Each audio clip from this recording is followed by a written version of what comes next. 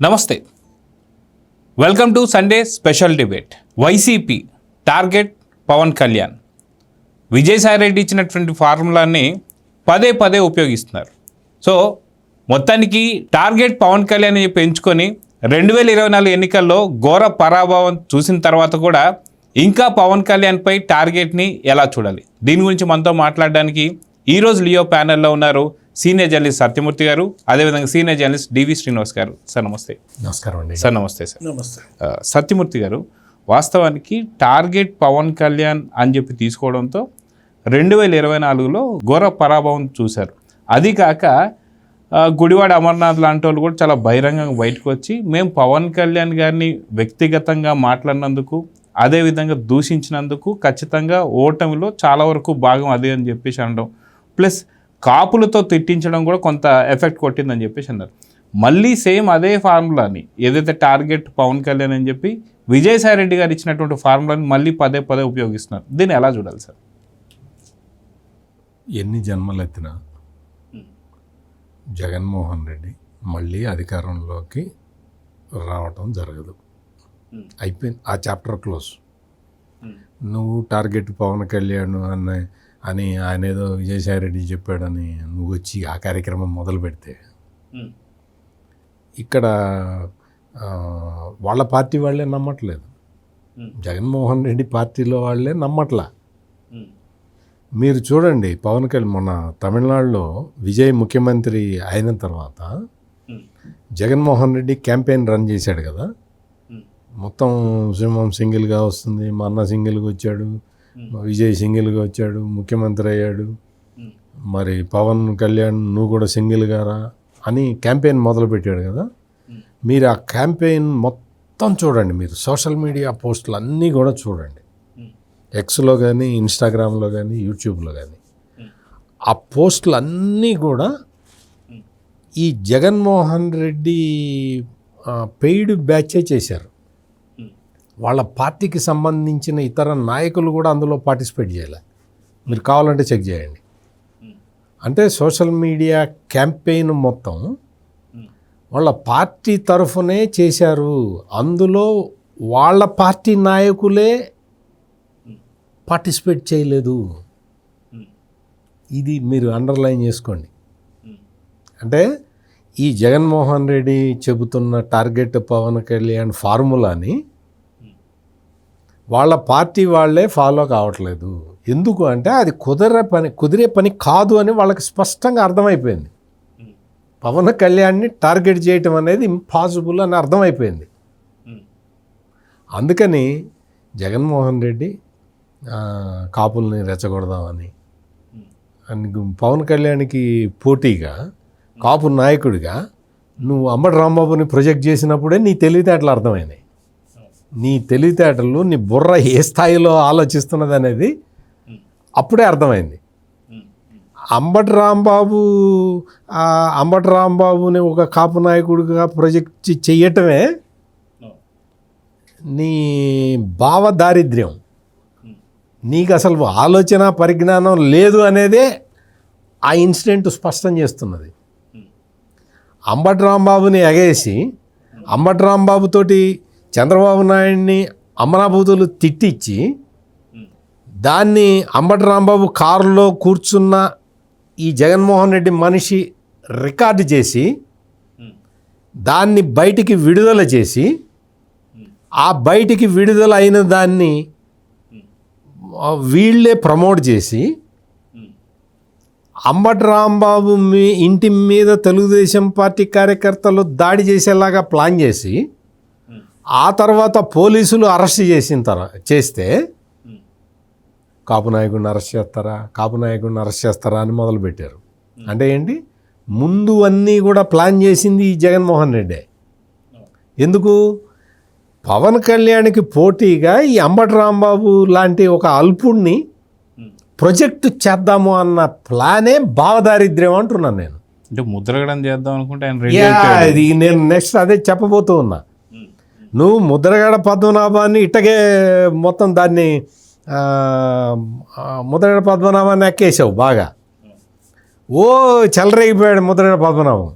ముద్రగడ పద్మనాభం కొడుకున్నాడు, ఆయన పేరు గిరి అనుకుంటా, గిరిబాబు ఏదో ఉంది అతని పేరు. అతనికి టికెట్ ఇస్తాలే నీకెందుకు నువ్వు చేయి అన్నావు. కొడుక్కి టికెట్ కోసం అని చెప్పి కొడుకేమో పిఠాపురం టికెట్, ఈ తండ్రికేమో కాకినాడ పార్లమెంటు టికెట్ ఇస్తానని ప్రామిస్ చేశాడు జగన్మోహన్ రెడ్డి. మొత్తం వాళ్ళతోటి మొత్తం పని చేయించుకున్నాడు, మొత్తం పవన్ కళ్యాణ్ బూతులు తిట్టించాడు, మొత్తం అన్ని రకాలుగా వాడుకున్న తర్వాత ముద్రగడ పద్మనాభరెడ్డికి, అంటే రెడ్డి అనే అంటున్నాను నేను, ఎందుకంటే ఆయన పేరు మార్చుకున్నాడు కదా, కాపు, ఆయన హీజ్ నో మోర్ ఏ కాపు. ముద్రగడ పద్మనాభరెడ్డి ఆ పేరు మార్చుకునేదాకా తెచ్చాడు ఈ జగన్మోహన్ రెడ్డి. మొత్తం ఎంత ఆయనకి కాకినాడ పార్లమెంట్ టికెట్ ఇచ్చాడా, వాళ్ళ అబ్బాయికి పిఠాపురం టికెట్ ఇచ్చాడా? మరి ప్రామిస్ చేసిన జగన్మోహన్ రెడ్డి ఎందుకు ఇవ్వాల? వాడుకున్నాడు, వదిలేశాడు. ఇప్పుడు ముద్రగడ పద్మనాభరెడ్డి అది అయిపోయింది, గ్యాస్ అయిపోయింది. మామూలుగా ఎండాకాలం ఏసీల్లో గ్యాస్ అయిపోతే ఏం చేస్తారు, మళ్ళీ ఫిల్ చేయిస్తారు, మళ్ళీ 3000 తీసుకుంటాడు. ఈ మళ్ళీ గ్యాస్ ఎక్కించాలి, గ్యాస్కి డబ్బులు లేవు, ఏం చేస్తాడు? అందుకని అంబటి రాంబాబుని తీసుకొచ్చి పెట్టాడు జగన్మోహన్ రెడ్డి. కాపు నాయకుడు, కాపు నాయకుడు, కాపు నాయకుడు, కాపు నేత, కాపు నేత అని మొదలుపెట్టారు, కాపు టైగర్ అని మొదలుపెట్టారు. ఈ అంబటి రాంబాబు కాపు టైగర్ కాదు కదా, అసలు కాపుల్నే బూతులు తిట్టిన నాయకుడు. కాపు కులస్తుడయి ఉండి సాటి కులస్తుల్ని పట్టుకొని వాళ్ళందరూ పనికిరాని వాళ్ళు అని చెప్పిన వ్యక్తి ఈ అంబటి రాంబాబు. చాలా చెప్పాడు దరిద్రం. మనం ఎందుకు, మనం పాపం కాపుల్ని మనం ఇన్సల్ట్ చేయకూడదు కదా, ఎందుకంటే మనం కులాలని మతాలని గౌరవంగా చూసే మనుషులం. మనం ఇంత నీచంగా కులాన్ని రాజకీయానికి వాడుకుందామని చూసే మనుషులం కాదు కదా. అందుకని పవన్ కళ్యాణ్ కాపుల్ని తిట్టాడు. అటువంటి వ్యక్తిని తీసుకొచ్చి జగన్మోహన్ రెడ్డి కాపు నాయకుడిని చేస్తానని చెప్పి చెప్తూ ఉన్నాడు. ఇప్పుడు అవన్నీ అట్టర్ ఫ్లాప్ అయిన తర్వాత పవన్ కళ్యాణ్ సింగిల్గా రావాలి. ఎందుకు వస్తాడు సింగిల్గా? ఎందుకు వస్తాడు? పవన్ కళ్యాణ్ సింగిల్గా రాడు. ఎందుకు రాడు అంటే, నిన్ను అధపాతాళానికి తొక్కేస్తా అని చెప్పిన వ్యక్తి పవన్ కళ్యాణ్. తొక్కాడు కదా, మళ్ళీ నువ్వు పైకి లేస్తావేమో అని ఆయనకు మాత్రం ఉండదా? ఆయన పవన్ కళ్యాణ్ చెప్పింది ఏంటి అంటే, నిన్ను అధపాతాళానికి తొక్కుతా అన్నాడు. ఆ తర్వాత సెంటెన్స్ ఏంటి? తొక్కి అక్కడే ఉంచుతా అనేది నెక్స్ట్ సెంటెన్స్.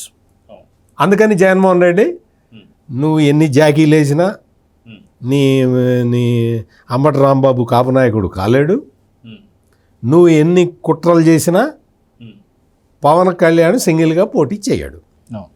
సో డివిఎస్ గారు, జగన్ వ్యూహం ఏంటి? వాస్తవానికి ఎవరైనా ఒక వ్యూహ రచన చేస్తే దాంట్లో ఒకవేళ విఫలమైతే ఇంకొకసారి ప్లాన్ బి మాదిగన్ టైప్లో 3 రాజధానుల నుంచి మాదిగన్ ఎలా అయితే మారిందో, నిజంగా పవన్ కళ్యాణ్ పైన టార్గెట్ చేసింది 2024 ఎన్నికల్లో చేసినా ఫలితం లేదు కాబట్టి ఇంకేదైనా సరే, అది కాక కాపుకు సంబంధించినటువంటి వైసీపీ నేతలు చెప్తున్నారు పవన్ కళ్యాణ్ తిట్టడం వల్లే మన ఏదైతే కాపు ఓట్ షేర్ మొత్తం కూడా పోగొట్టేసుకున్నాం అని చెప్పి. అయినా సరే కాపులతోనే మళ్ళీ కాపులను తిట్టించడం, కాపులతో పవన్ కళ్యాణ్ గారి కళ్ళల్లో పొడిపించడం, ఇవన్నీ కూడా చూస్తున్నాం.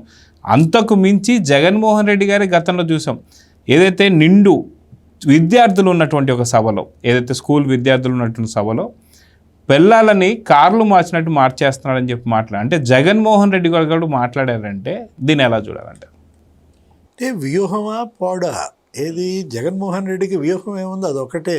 ఏది విషంగక్కు, విద్వేషాలు పెంచు, చిచ్చుబెట్టు, చలిగాచుకో, కులాల మధ్య ప్రాంతాల మధ్య ఏది విషం కక్కటమే, విద్వేషాలు పెంచడమే. ఇదే అతని యొక్క పాత వ్యూహమైనా ఇప్పటి వ్యూహమైనా ఏదో రకంగా ఈ రాష్ట్రాన్ని నష్టం చేయాలి, ఇక్కడ పరిపాలన సజావుగా సాగనివ్వకూడదు.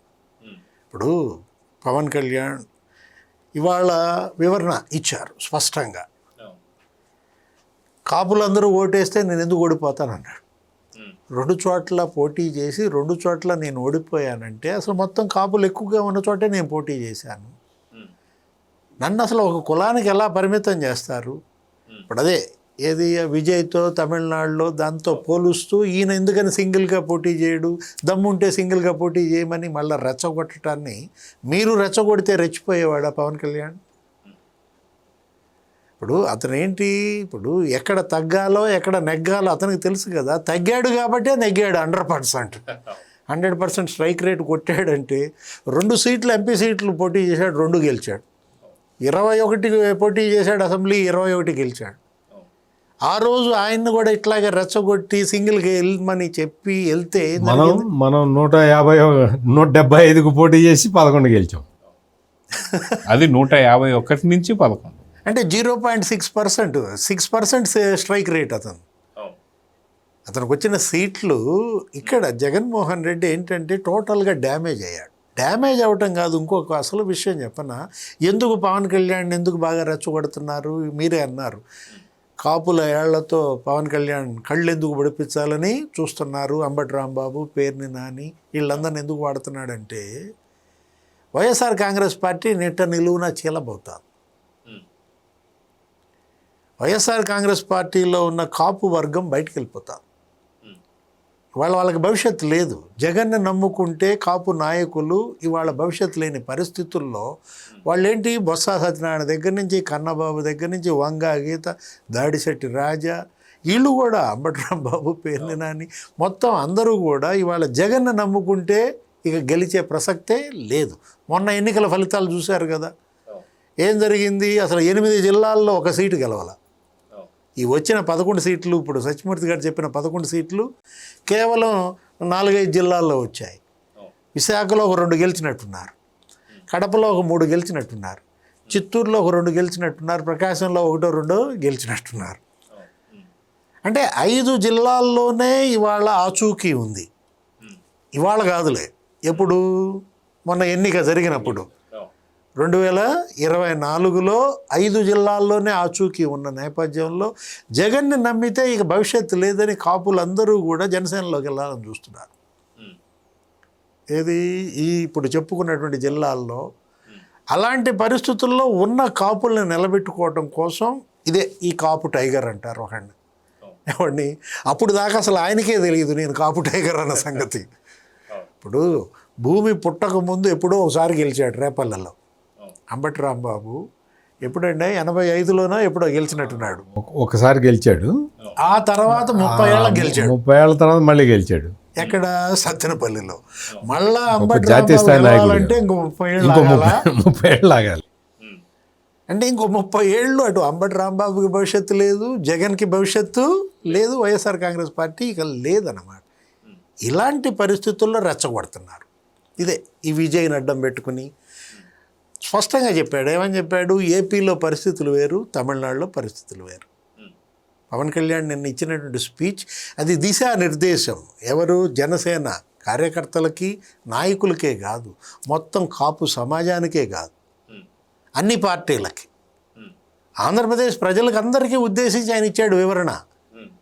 స్పష్టంగా తనకు జరిగిన నష్టం చెప్పాడు, తను ఎక్కడ దెబ్బతిన్నాడో చెప్పాడు, ఎక్కడ లేచాడో చెప్పాడు, ఎక్కడ నిలబడ్డాడో కూడా వివరణ ఇచ్చాడు. నాది అటు లెఫ్ట్ వింగ్ కాదు, రైట్ వింగ్ కాదన్నాడు.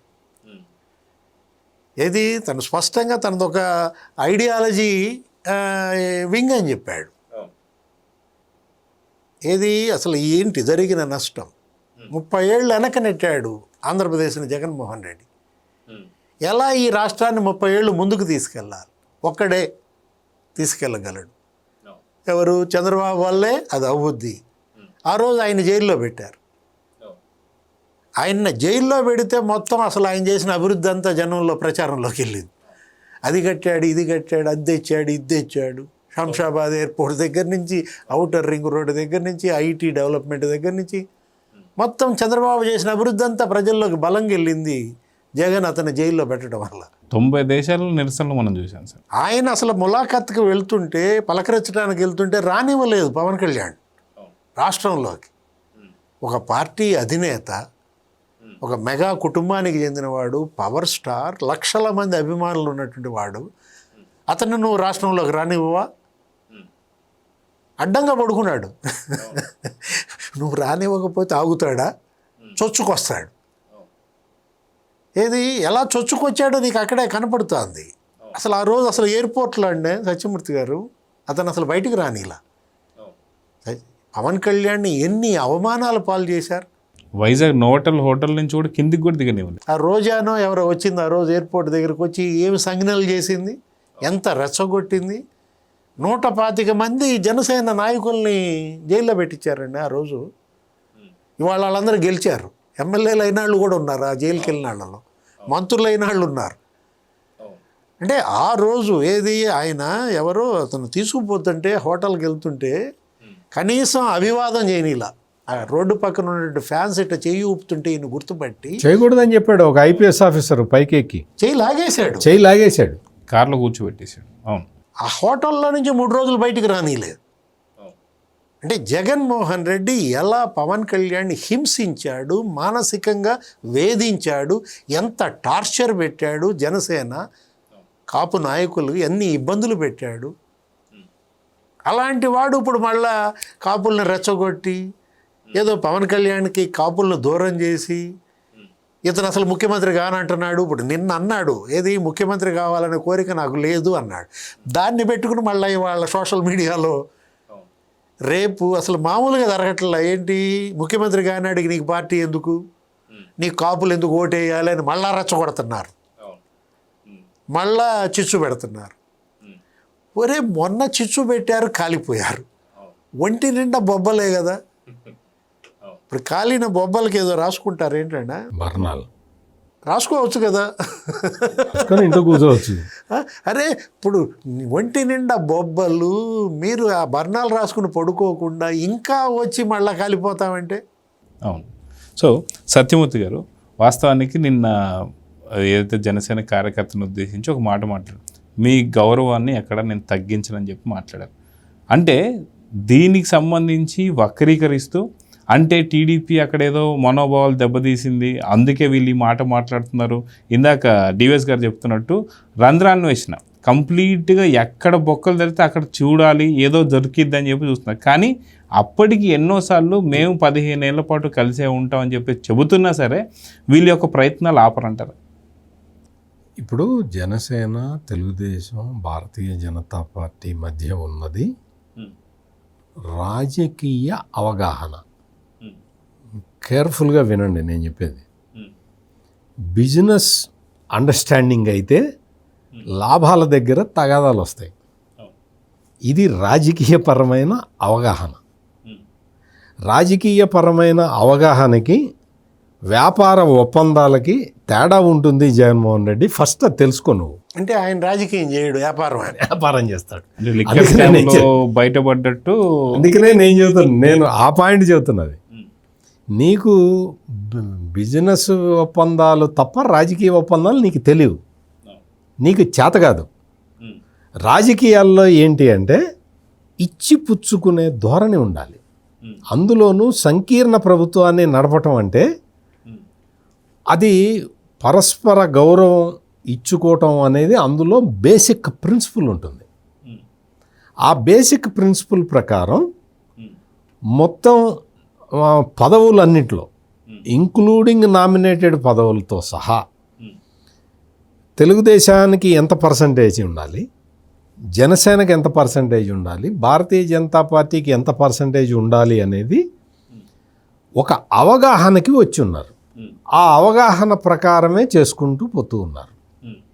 అందుకనే ఈ రోజున మొత్తం తెలుగుదేశం పార్టీ వాళ్ళు సంతృప్తిగా ఉన్నారు, జనసేన వాళ్ళు సంతృప్తిగా ఉన్నారు, భారతీయ జనతా పార్టీ కార్యకర్తలు కూడా సంతృప్తిగా ఉన్నారు.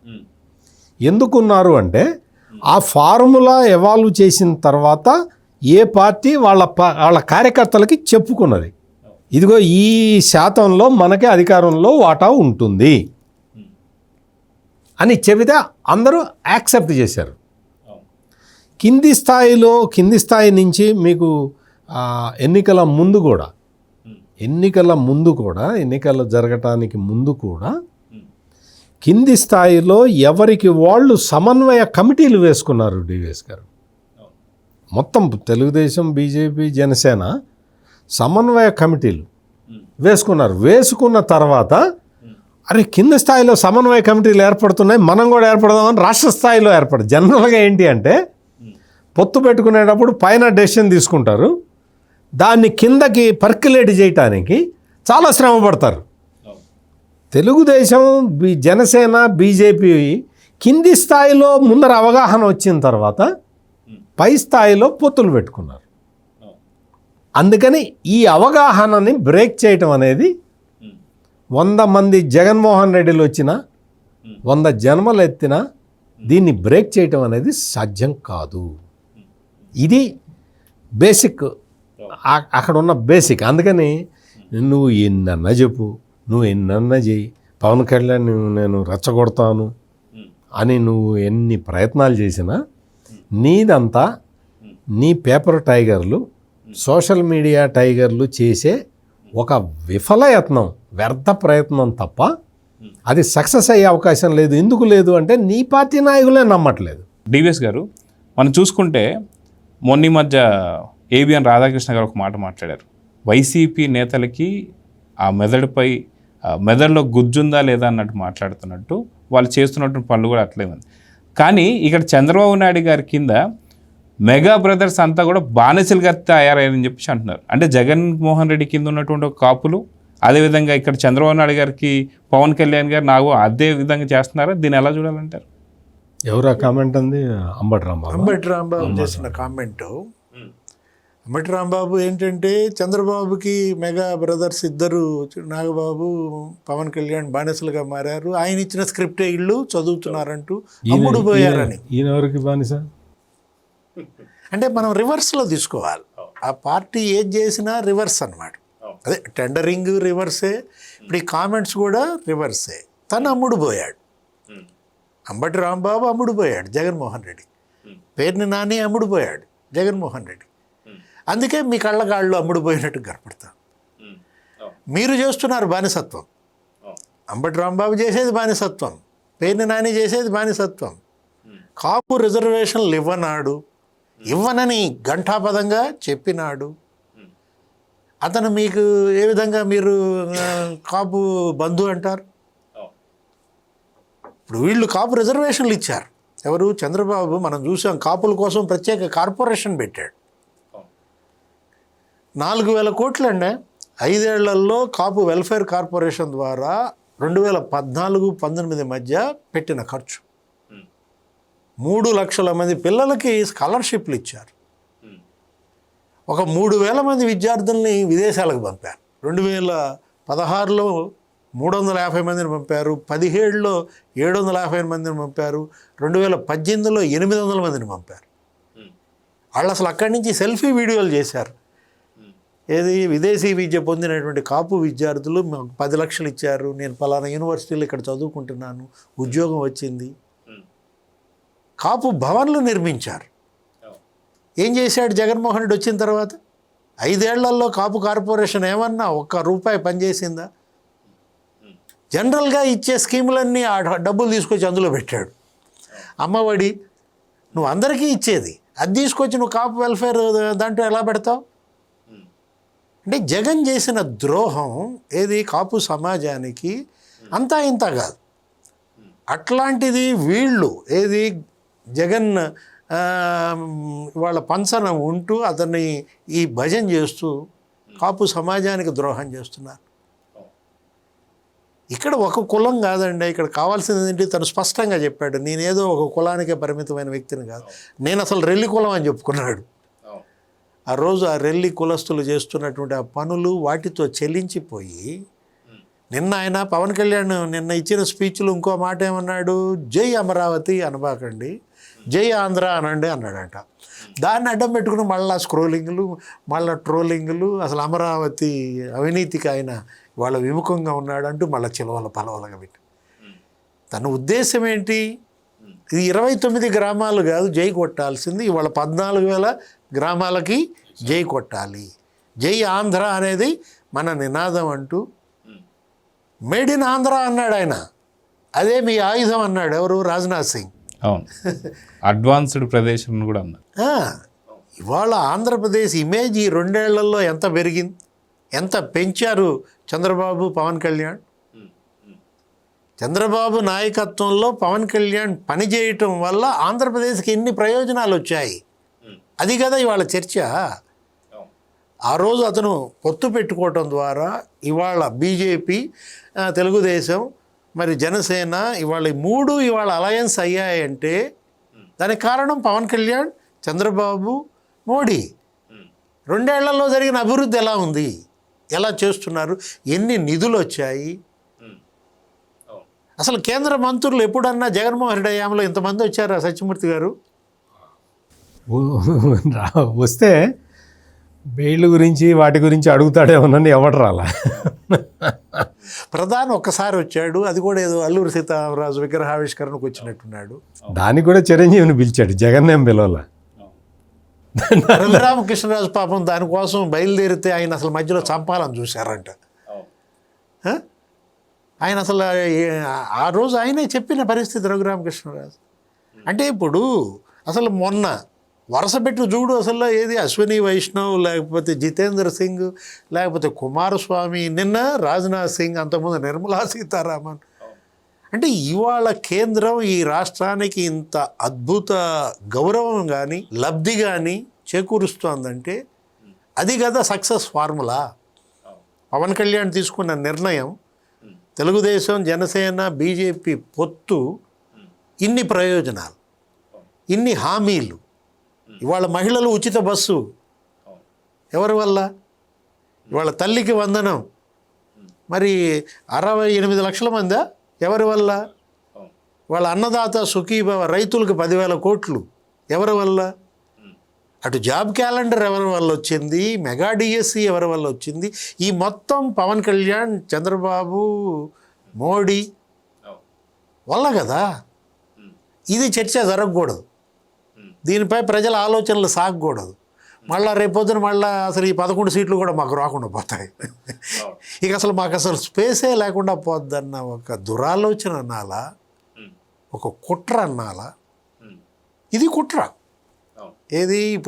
ఇప్పుడు పవన్ కళ్యాణ్ కాపులకు దూరం చేయాలి. మీరు చెప్పింది కాపుల వేళ్లతో పవన్ కళ్యాణ్ కళ్ళు పొడవాలి కాదు, కాపుల వేళ్లతో ఆంధ్రప్రదేశ్ కళ్ళు పొడవాలని చూస్తున్నారు.